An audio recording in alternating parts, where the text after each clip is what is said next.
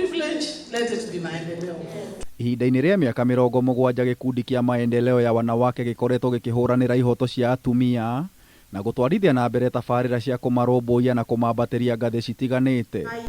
Shika kila mtu kwa nyumba yake. No ona thengia wa ũndũ ũyũ gũkorwo arĩ kĩguni kũrĩ atumia nĩ ũthinekanĩtie mwana wa kahii na kũmũtiga ũgwati-inĩ wa moritũ matiganĩte ta ũhuthiri wa ndawa cia kurebia, ta ũrĩa mũikarĩri gĩtĩ wa gĩkundi gĩkĩ Rahabu Mwikali aratarĩria. In this journey, we really empowered the girl. I don't think the girl does not need to be empowered, but there are things we need to tone down in the way we walk this journey. Because we are asking ourselves, what is the problem? Because Gilo and I, we've been in marriages for many years. Challenges were there, like you may have today. But what it is that people must knife one another. Mwikali oigĩte gũtiganĩrio kwa mwana wa kahii nĩ gũthingithĩtie mũthingi wa bamĩrĩ na gũtigĩra atumia ũreri wa ciana marĩ oika na matarĩ na mũteithia. We've been married. I was in institutional marriage for about close to 40 years when I lost Mzee. And he was the authority in my home. When he's not there, I am there. So something is lacking. What is this thing? So we are saying in the eyes of God, and that's why we brought the bishop, we want to find out where the problem is. Maybe there is kuna kitu tumepigia kibao sana tukaacha kingine, and that is why we are saying the boy child story. We want our boys talked to. We don't want to hear what we've heard, that the boy is just there. We want to find out why is the boy just there.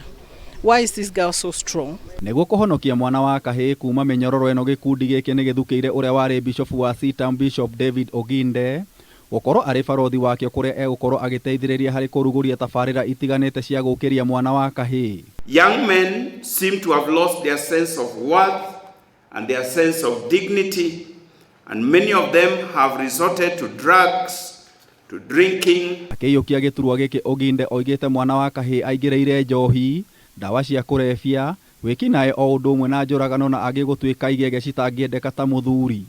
This creature that we are going to end up with plaits his hair, puts on lipstick,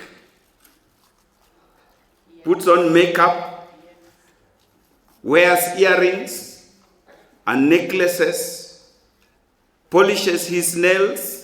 Haithũrĩtie kwaga ũtari na kwambatĩrio kwa mwana wa kairĩtu gũkĩra gĩthimi nĩ ũndũ ũrĩa ũtigĩte mwana wa kahii hatĩka-inĩ. To make a very passionate plea to you mothers. You are our wives, our aunties and our sisters. If there is anybody who is going to rescue our boys, it is you.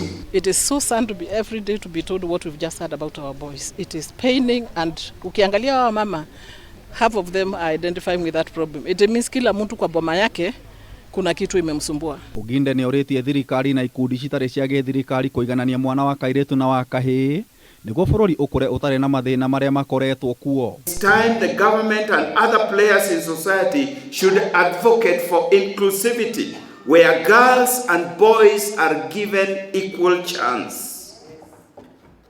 And I want to agree with Professor Kobia. Unless something drastic is done, the man that we have known for a very long time is going to become extinct. Ngĩribotera Kameme TV, njĩta Gĩtaũ wa Wanjikũ.